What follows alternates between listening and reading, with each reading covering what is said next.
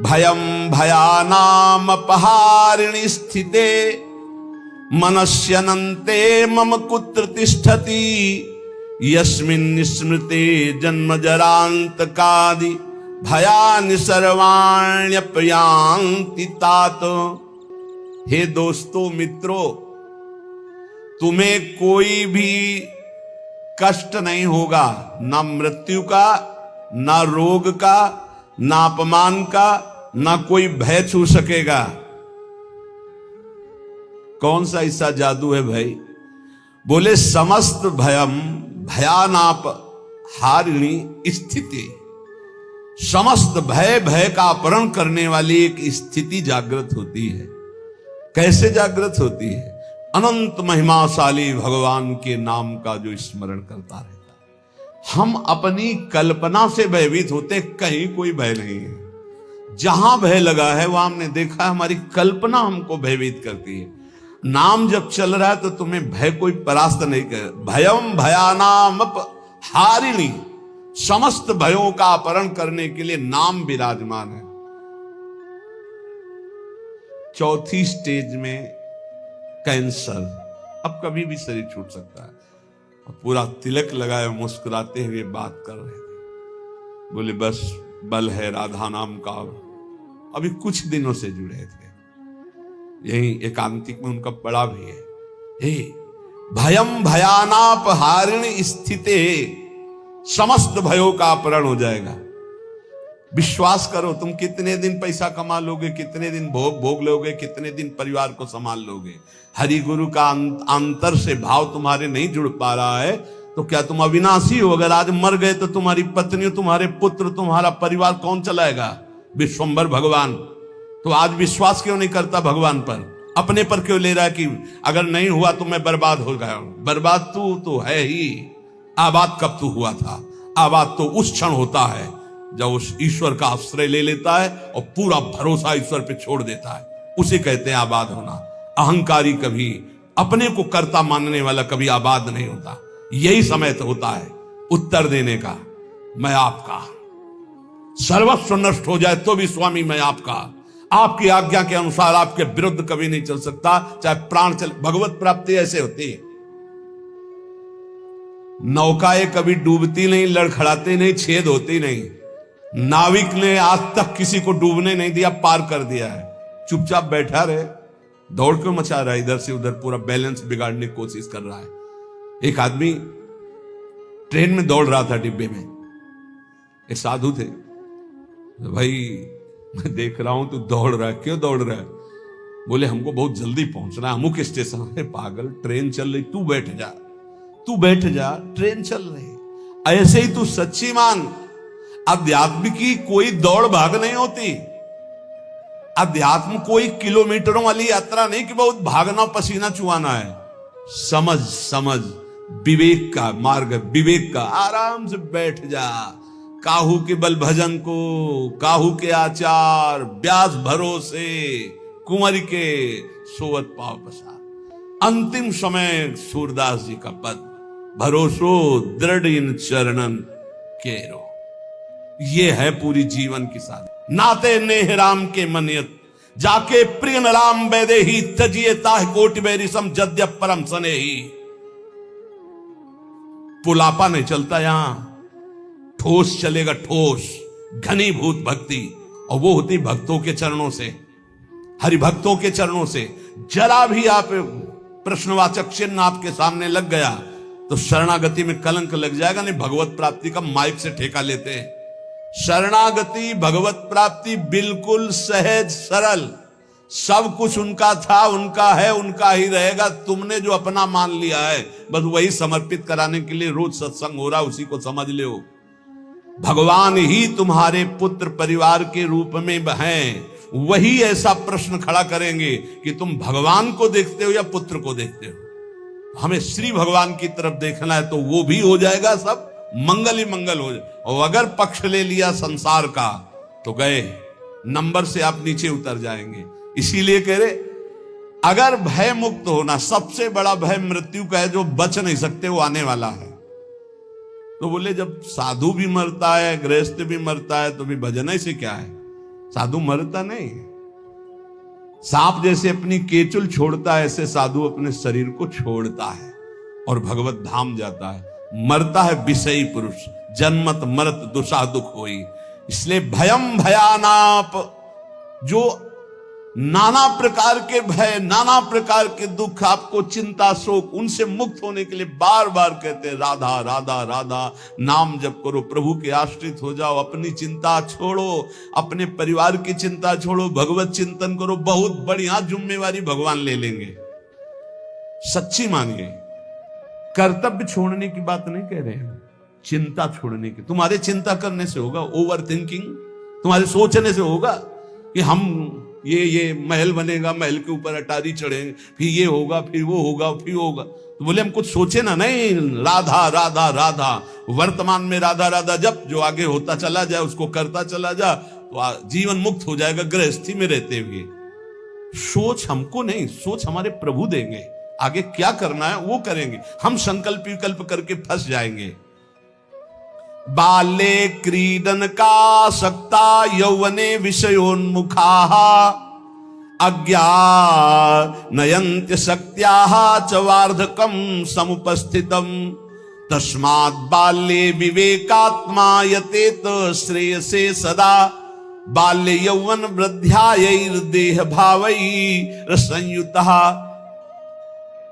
सांसारिक जन बाल्यावस्था खेल कूद में व्यतीत कर देते हैं। हम प्रणाम करते हैं उन माता पिता को जो अपने बच्चों को बाल्यावस्था से नाम जपना, समय से उठना, पृथ्वी माता के चरण छूना, सूर्य भगवान को नमस्कार करना, अच्छे अच्छे आचरण सिखाते हैं।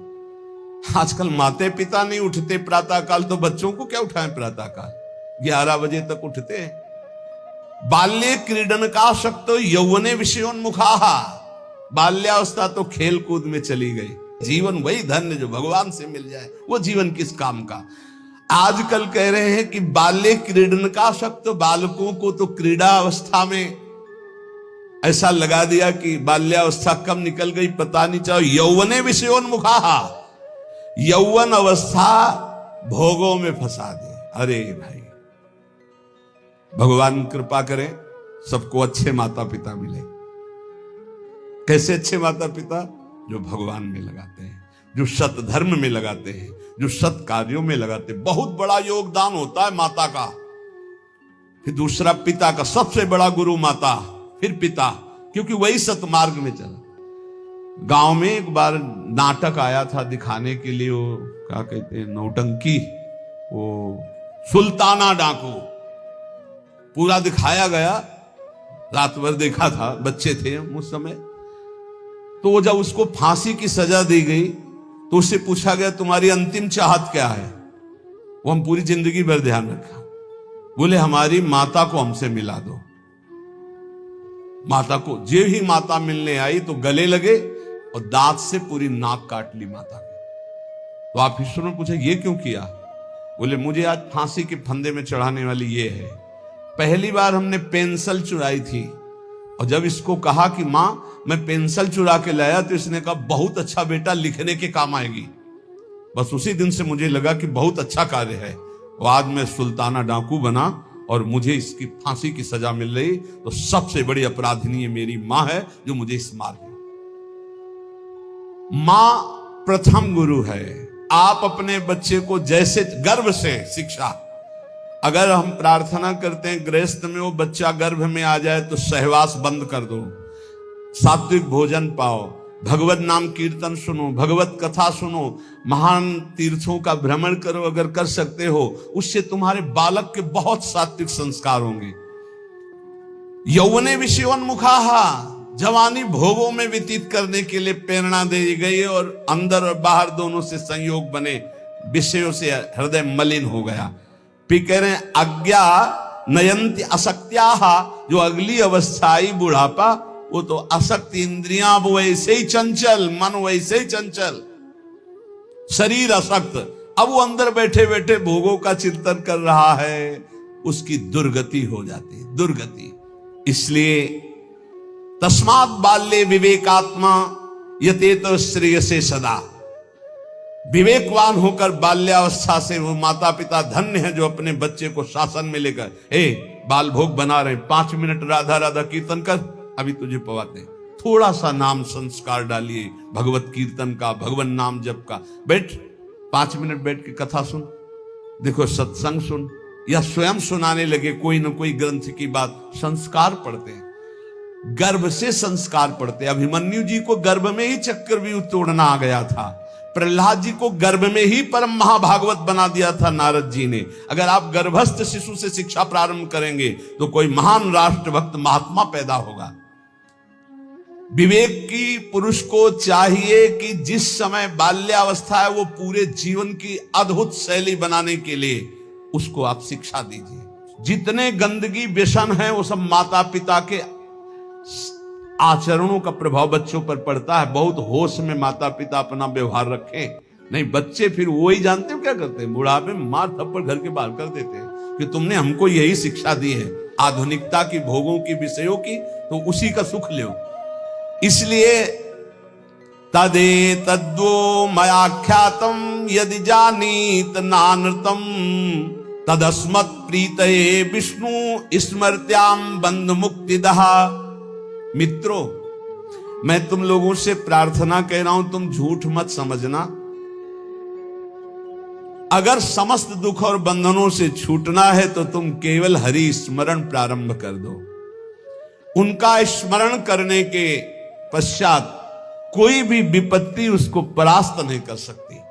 हरि स्मृति समस्त विपद विमोक्षणम, जितनी विपत्तियां हैं सबसे मुक्त करा देगी। तुम मेरी बात मान लीजिए। तदस्मत् प्रीतये विष्णु स्मृत्याम बंध मुक्तिदा, समस्त बंधनों से मुक्त हो जाओगे, मृत्यु का भय नष्ट हो जाएगा। केवल हरि स्मरण, प्रयासः स्मरणे कोश्य स्मृतो यच्छति शोभनम, पापक्षयश्च भवति स्मरताम तम अहर्निशम। स्मरण मात्र भगवान का परम मंगल परम कल्याण करता है। क्या जाता है? हरिशरणम हरिशरणम, राम कृष्ण हरि, राधा राधा, हरे नमः। जो पसंद आवे, हमारे भगवान की तो अनंत नाम है, राधा वल्लभ श्री हरिवंश, जो पसंद आए। खूब नाम कीर्तन, खूब नाम स्मरण। जो नाम स्मरण करता है समस्त मंगल समस्त कल्याण हो जाता है। अब आप बहुत ध्यान यहां दीजिए, नाम स्मरण प्रारंभ करेंगे तो 2 प्रक्रियाएं होंगी। यदि आपके पाप अधिक हैं तो तत्काल पाप नष्ट होना प्रारंभ हो जाएंगे। अब उसके लिए घटनाएं घटना प्रारंभ हो जाएंगी, विपत्ति, दुख, परेशानियां। आप ऊब मत जाना। अगर आपके पुण्य अधिक हैं तो पुण्य शुरू हो जाएंगे, ये लाभ ये लाभ ये लाभ। तो आप वो नाम जप का लाभ मत मान लेना, वो नाम जप से दुख आ रहा है ऐसा मत मान लेना। वो शुभ अशुभ दोनों को नष्ट करके आपको अखंड आनंद प्रसन्नता की तरफ ले जा रहा है। इसलिए धैर्य चाहिए नाम जापक में। सुख दुख नाम का फल नहीं है, सुख दुख पाप और पुण्य का फल है। आनंद और प्रसन्नता ये नाम का फल है। प्रसन्नता ये ब्रह्म स्वरूप है। प्रसन्नता, हर समय प्रसन्न रहना, ब्रह्मभूता प्रसन्न आत्मा। जो रात दिन प्रभु का स्मरण करते हैं उनके सब पाप नष्ट हो जाते हैं। प्रभु में अहर्निश बुद्धि लगने के कारण प्रभु परम सुख समुद्र है, इसलिए वो सुख समुद्र हो जाता है, हर समय सुख में डूबा रहता है। तापत्रयणे भीतम यदे तदखिलम जगत तदा सोचेषु भूतेषु द्वेषम प्राज्ञः करोति कहा। ये संसार 3 तापों से जल रहा है। तुम शोचनीय पुरुषों जैसे जलने के लिए तैयार मत हो। अगर तुम बचना चाहते हो तो बच सकते हो नाम जप के, नहीं तो कैसे कैसे मृत्यु अपहरण कर रही है। बैठे हैं आराम से कुर्सी में, पीछे से पूरी दीवार गिरी मर गई। एक एक क्षण में मृत्यु तो काल कवल कर रही है और हम सोच रहे हैं सब कुछ काम हो जाए फिर एक बैठकर भजन करेंगे या तीर्थयाटन करेंगे। मृत्यु तुम्हें तीर्थयाटन और भजन के लिए समय नहीं देगी। आज अभी से भजन शुरू करो। बद्ध वैराणि भूतानि द्वेषम कुर्वन्ति चेततः सुशोच्यान्यति मोहेन व्याप्ता नीति मनीषिणाम। यहां भजन तो करते नहीं, एक दूसरे से वैर कर रहे हैं, एक दूसरे से छल कपट कर रहे हैं, पापाचरण कर रहे हैं। विचारवान कभी किसी से वैर नहीं करता, ये पापाचरण नहीं करता। तुम महामोह से व्याप्त होकर किसी से यहां लेन देन मत कर लेना पाप का। कोई ऐसा पाप कर लिया, कोई वैर कर लिया, आना पड़ेगा। त्रिभुवन में किसी से वैर नहीं होना चाहिए, तब तुम जीवन मुक्त होगे। इसलिए अजात शत्रु होता है भगवान का भक्त। और किसी से कुछ लेना ना देना, मगन रहना, कर्जा ना रहे, नहीं तो आके देना पड़ेगा, आना पड़ेगा। कुछ ना कुछ ऐसा बन करके उसका हिसाब करके तुम्हें यहां से जाना पड़ेगा। बोले जैसे हमारा जवान लड़का था, बहुत मेहनत करके, बहुत वो अपने में कम खर्चा करता था, सब हम ही को देता था क्योंकि कर्जा निपटाने आया था। और कर्जा निपटा चला गया, वो तुम्हारा लड़का थोड़ी था, वो अपना कर्जा देने आया था। और कर्जा लेने आया था, बोले बचपन से बीमार, कुछ दिनों के बाद वो पधार गया, तो अपने लेने आया था हिसाब किताब। बहुत होश में। जीवन मुक्त होने के लिए किसी से लेना नहीं, किसी का देना नहीं, किसी से वैर नहीं, किसी से मित्रता नहीं, सबसे भगवत भाव।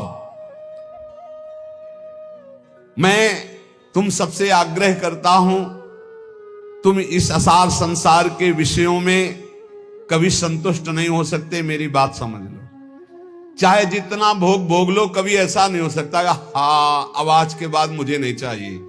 ये ऐसे भूत के लड्डू हैं, खाओ तो परेशान, ना खाओ तो परेशान। जो नहीं भोग रहे हैं वो ललचा रहे हैं, और जो भोग रहे हैं वो पछता रहे हैं। बड़ा विचित्र माया का खेल है। और जो संसार में है वो पछता रहे हैं कि हम सोचा था इसमें सुख है, वो है नहीं।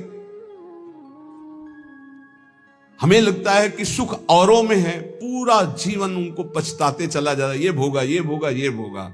और अगर सही भजन नहीं हुआ तो पूरा जीवन इस भेष में पछताते चला जाता है। इधर उधर ताक झांक, पूरा जीवन व्यर्थ चला जाता है। ये हम भ्रमण करते हुए जीवन में देखा कि अगर साधना नहीं है तो अवस्थागत इंद्रियां शांत नहीं होती। उपासक को चाहिए कि ये सोच ले कि विश्व के चाहे जितने भोग भोग लो, कभी संतुष्ट नहीं होने वाले। अच्युत भगवान की आराधना कर लो तो तृप्त हो जाओगे। फिर ऐसा हृदय की स्थिति हो जाएगी जैसे गोस्वामी तुलसीदास जी कहे, पायो परम विश्राम राम समान प्रभु नाही कहूं। हृदय शांत हो जाएगा। अब कछुनाथ न चाही मोरे, हृदय से आने लगेगा। सर्वशक्तिमान भगवान श्री हरि समस्त प्राणियों में विराजमान है। ऐसे भावना करके जिससे मिलो पहले भगवत भाव करो। काम क्रोध लोभ मोह मद मत्सर इन 6 शत्रुओं पर विजय प्राप्त कर लेता है, वही भगवान का दर्शन प्राप्त करता है। तब बड़ा आश्चर्य होता है जब एकांतिक में भगवत प्राप्त आते हैं और फिर कहते हैं मुझे भगवत साक्षात्कार हो गया, और फिर कहते हैं मन में बड़ी परेशानी है। घर के लोग हमको बहुत विरोध करते हैं कि कौन सी भगवत प्राप्ति किए हैं जो शास्त्र में कहीं नहीं है। आजकल ऐसे भगवत प्राप्त हो रहे हैं ज्यादा, शास्त्र में कहीं नहीं है। बच्चों, कहीं नहीं शास्त्र में। ऐसी कोई शास्त्र में प्रपंच नहीं है, कोई प्रपंच नहीं। शास्त्र केवल भव बंधन के मुक्त करने के लिए ये साधनाएं बता रहा है। ये छोटी मोटी सिद्धियां घास फूस की तरह है, घास फूस की तरह। तुम इसको बहुत बड़ा समझते हो। तुम्हारा ये नाम है, तुम वहां से आ रहे हो, तुम ये बहुत बड़ी बात थोड़ी है। 2 4 6 महीने तुम्हें नियम से हम बता दें, वैसे रहो सात्विक आहार करके। अगर आपके अंदर ना आने लगे तो हमें बताना। जीवन में कभी मदिरा जबान में ना रखी हो, मांस कभी खाया ना हो, ये अंडा मांस मछली, केवल ये तुम्हारे जीवन 6 महीना में तुमको हम बता देंगे कि जिसके मन की बात चाहोगे उसके मन की जान लोगे। तुम खेल समझते हो। मंत्रों में इतनी सामर्थ्य, पर पवित्रता, पवित्रता, आप अपवित्र हो रहे हैं तो इसलिए कुछ समझ में नहीं आ रहा है। अपवित्रता पर्दा डालती चली जाती है। ये ढूंढी आश्रम में, शायद आप जानते हैं, ढूंढी आश्रम में बहुत सिद्ध महात्मा है। दर्शन के लिए भागे तो 9:30 बजे तक केवल दर्शन सुबह देते थे। अब गुरु आश्रम से चले तो पर विलंब हो गया, 10 बज गए हमें रास्ते में, बस माता जी का मंत्र एकदम स्मरण किया, हमारा जाना व्यर्थ नहीं होना चाहिए, हमें दर्शन होने चाहिए। आप सच्ची मानिए, अकेले महाराज जी बैठे थे, जो ही गए तो पहला शब्द था कि बोले आओ महात्मा इंतजार कर रहे हैं। उनका स्वामी जी बड़ी करुणा, बोले करुणा नहीं, तुम्हारी माता जी आकर के मुझे रोक लिया। हमारी माता जी? बोले हाँ हाँ, जगदम्बा जिनका तुम मंत्र पढ़ रहे थे। ऐसा मंत्रों में आप ये भवबंधन मुक्त करने, तापत्रेणाभिहतम यदे तदखिलम जगत। तुम क्या समझते हो? ये समझते हो कि ये छोटी मोटी बात? अरे एक ही समय में कई जगह उपस्थित हो जाना, पर्वत को भी छेद दे देना, विविध प्रकार की सिद्धियां, एक भी सिद्धि स्वीकार कर ले तो भगवत प्राप्ति नहीं होगी। हमारे ब्रज में ऐसे ऐसे कि अखिल कोटि ब्रह्मांड नायक परात्पर पीछे घूमे, 2-4 लोगों ने मिलकर थप्पड़िया दिया, पीट गए, रोटी मांगा, खाया, कोई जानता नहीं कि ये क्या है। और यहां जो कोई सिद्धि दिखाने की कोशिश की तो सीमा के बाहर कर दिया गया है, सीमा के बाहर। यहां वो रहे जो प्रिया प्रीतम की सिद्धि में डूबे हुए हैं और कोई चमत्कार नहीं। सबसे बड़ा चमत्कार कि मन का परिवर्तन करके प्रिया प्रीतम में जिस वक्त दृष्टि गई तो श्यामा श्याम के प्रेम रंग में मतवाला कर दिया गया। भूलो मत, प्रिया प्रीतम की कृपा से ऐसे धाम में आए हो, ऐसे सत्संग को सुन रहे हो जिससे केवल भवबंधन मुक्त होता है। ये केवल भवबंधन के, ये तापत्रय विनाश आए, उन सच्चिदानंद प्रभु का यश है जो कानों में पहुंच जाएगा तो भगवत प्राप्ति निश्चित है। हे भाई, चाहे देवता हो या दैत्य हो या मनुष्य हो या यक्ष हो या गंधर्व हो, कोई भी हो, मेरे प्रभु श्री हरि इतने कृपालु हैं कि उनके चरणों का जो आश्रय ले ले और नाम जप शुरू कर दे तो परम कल्याण हो जाता है। भगवान को प्रसन्न करने के लिए ब्राह्मण के कुल में जन्म लेना या देवता बनना या सदाचारी या विविध ज्ञानों से संपन्न होना या दान करना या यज्ञ करना, शारीरिक मानसिक पवित्रता, बड़े बड़े व्रत, ये सब पर्याप्त नहीं हैं। भगवान केवल प्रेम से प्राप्त होते, प्रेम से। वो कोई भी पुरुष नपुंसक नारीवा जीव चराचर कोई, अहोवत सुपचतो गरियान या जिभ्या के वर्तते नाम तुभ्यम। भले वो चांडाल है पर उसकी जिभ्या पर हरि नाम है तो त्रिभुवन बंदनी है वो। देख लो देख लो, देवता दैत्य मनुष्य यक्ष गंधर्व कोई भी क्यों ना हो, जो हमारे भगवान का आश्रय लेकर उनका नाम जप करता है उसका परम मंगल परम कल्याण हो जाता है। प्रभु की प्राप्ति के लिए जरूरी नहीं है कि वो ब्राह्मण हो या देवता हो या वो सदाचारी हो या ज्ञान से संपन्न हो, दानी तपस्वी या कि शारीरिक मानसिक पवित्रता, बड़े बड़े व्रत, इनके द्वारा भगवान मिल जाए ऐसी जरूरी बात नहीं। भगवान सिर्फ मिलते हैं प्रेम से, और प्रेम मूल्य नाम है। जो नाम जप करता है उसके हृदय में प्रेम होता है। प्रेमी वो कोई भी हो, भगवान उसको बहुत प्यार करते हैं। बहुत कृपा की भगवान ने, बहुत कृपा की। अगर कोई शर्त रख देते तो बड़ा कठिन होता। सिर्फ प्रेम, और प्रेम सबके हृदय में है। उस प्रेम को आपने बांट दिया है संसार में, उसी को समेट लो, भगवान की तरफ कर लो, भगवान की प्राप्ति हो जाएगी। इस संसार में सबसे दुर्लभ वस्तु मनुष्य शरीर है। इस मनुष्य शरीर में सबसे दुर्लभ वस्तु सत्संग है। सत्संग में सबसे दुर्लभ बात भगवान की अनन्य भक्ति है। भक्ति का स्वरूप सदा सर्वत्र भगवान की भावना करते हुए निरंतर स्मरण करना। सब कुछ प्राप्त है। देख लो, इस संसार में सबसे दुर्लभ वस्तु मनुष्य शरीर है। मनुष्य शरीर में सबसे दुर्लभ वस्तु सत्संग है। सत्संग में दुर्लभ वस्तु श्री कृष्ण भक्ति है। भक्ति का स्वरूप सदा सर्वत्र भगवत भावना और नाम स्मरण। सब सुलभ है, सब दुर्लभ सुलभ है। यदि अब भगवत प्राप्ति नहीं है तो मतलब अभागी समझो, अभागी। जो न तरे भवसागर समाज नर पाए, श्रुति निंदक मंदमति आत्महनंगति जाए। तुम्हें जो लोग मारना चाहते हैं वो नहीं मार सकते। तुम्हें विष दे के भी नहीं मारा जा सकता। तुम्हें आग भी नहीं जला सकती। तुम्हें बड़े बड़े पर्वतों के नीचे दबाया जाए तो भी तुम्हारी मृत्यु नहीं होगी, सांप से डसाया जाए तो भी मृत्यु नहीं होगी। यदि स्मरण करते हुए नाम जप करो, इसी जन्म में आनंद को प्राप्त हो जाओगे। प्रपंच में मत फंसो, ये माया प्रपंच आपको फंसाएगा, प्रश्न करेगा। आप श्री जी की तरफ रहना। हम बुरे हैं भले हैं जैसे अपनी श्री जी के हैं, पक्ष श्री जी का रखना, जीत जाओगे। माया घसीटेगी अपने पक्ष में। आओ, कबड्डी का खेल है, कबड्डी का खेल। ये हमको माया के पक्ष में जाना पड़ेगा।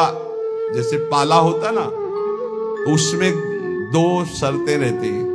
एक तो तुम्हारी सांस न टूटने पावे, स्कूल में सिखाया गया था नहीं, कबड्डी कबड्डी, राधा राधा राधा राधा, सांस न टूटने पावे, निरंतरता नाम की बना। और दूसरी बात, तुम्हें पकड़ेंगे वो 4-5 मिलके, पाले तक नहीं आने देंगे।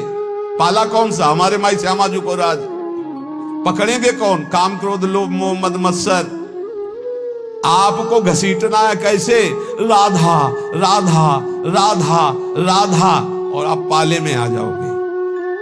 और अगर जो ही पकड़े तो खत्म राधा नाम, तो आप हार गए। जिस समय पकड़ेंगे तो आपका राधा नाम छूट जाएगा, देख लेना। और अगर राधा नाम नहीं छूटा तो छयों को घसीट के पाला में ले आओगे। काम क्रोध लोभ मोह मद मत्सर, कबड्डी में जीत जाओगे। एक तरफ है माया अपने पार्षदों के साथ, और एक तरफ है भक्ति भगवान के साथ। आपको अपने पक्ष से उस पक्ष में जाना है, उस पक्ष के आपके पक्ष में। बोले यहां माया प्रवेश नहीं कर सकती। क्यों नहीं प्रवेश कर सकती? बोले हम भगवान के हैं। तो माया किसकी है? घास फूस की है, वो भी भगवान की है। मम माया दुरत्या और ममैवांशो तुम, और पाला बीच में रखा हुआ है। दोनों भगवान के खिलाड़ी हैं, एक तरफ माया एक तरफ महाभागवत। वो उधर भी जाएगा, वो उधर भी आएगी। सांस न टूटने पावे, राधा राधा राधा, खेल में जीत जाओगे। जिसके मुख में नाम चल रहा है तो काम क्रोध लोभ उसको दबाएंगे, गिरा देंगे, फिर भी वो घसीटता चला है, सांस न तोड़े तो जीत जाएगा। छयो शत्रु ऊपर लदे हैं, गिर चुका है। खुली सब बात समझो, काम क्रोध ने गिरा दिया है। कबड्डी वाला गिरता नहीं, फिर भी वो घसीट रहा है, राधा राधा राधा। बोले पाला बहुत दूर हो तो? बोले इस कबड्डी में पाला ही चल के नजदीक आ जाता है, पाले तक आपको नहीं पहुंचना। छयों ने दाब लिया और हाथ ऐसे करोगे, बोलोगे राधा, तो पाला ही चला आएगा। और अब पाला समझ रहे ना? वो माया भी सोचेगी बहुत बुरी जगह फंसा है हमारा पाला। बोले नहीं अभी क्या जाना कैसे से पाला पड़ा है, तो पाला ही आके पड़ जाएगा आपके हाथ में। ये हम प्रवचन नहीं कर रहे, ये हम अंदर की छाती की बात करें। बस छोड़ना मत, राधा राधा नाम मत छोड़ना, और अपना पाला समझना रखे। पाला क्या है? हमारे माई श्यामा जी को। ये अगर हम पकड़े तो हमारा काम हो गया। पक्की बात कह रहे हैं हम, ये सब सुलझ करके समझ करके कह रहे हैं, क्योंकि इस जन्म में यार भगवत प्राप्ति होनी है। ऐसे साधन में लगो, क्योंकि साधन के बिना तुम्हारा समर्पण पूर्ण नहीं होगा। ऐसे आज हम रोज एक नई युक्ति सोचते हैं और घुमा घुमा के उसी को समझाते हैं। हमारा कबड्डी का खेल है, एक तरफ माया एक तरफ प्रभु। हमको राधा राधा राधा राधा राधा राधा राधा बोलते रहना, ये हमको गिराएंगे, हम गिर जाएंगे। हेलो एवरीवन, राधे राधे, जय श्री कृष्णा। तो thank you so much guys, video देखने के लिए आप लोगों का तहे दिल से शुक्रिया। बहुत बहुत आप लोगों का आभार, साधुवाद। और ज़्यादा से ज़्यादा आप लोग नाम जाप करते रहें और अपने कर्म पे यकीन करिए, क्योंकि कर्म से ही भाग्य बनता है। ठीक है ना? तो प्रारब्ध को हम लोग काट सकते हैं, उसे हम मिटा सकते हैं। केवल एक ही माध्यम है, नाम जप। ना कि कोई शक्ति, ना कि कोई विद्या। इसमें आप लोग ज़्यादा न पढ़िए, केवल नाम जप पे यकीन करिए। नाम जाप से सब कुछ मिट सकता है। ओके, कहा भी गया है कि कलयुग केवल नाम आधारा, सुमिर सुमिर नर उतरऊं पारा। तो इस संसार में जो जन्म और मरण का, मृत्यु का चक्र है, जिससे हम लोग भाव बाधा से पार नहीं हो पाते हैं, तो अगर हम लोग नाम जाप करेंगे सच्चे मन से, सच्चे हृदय से,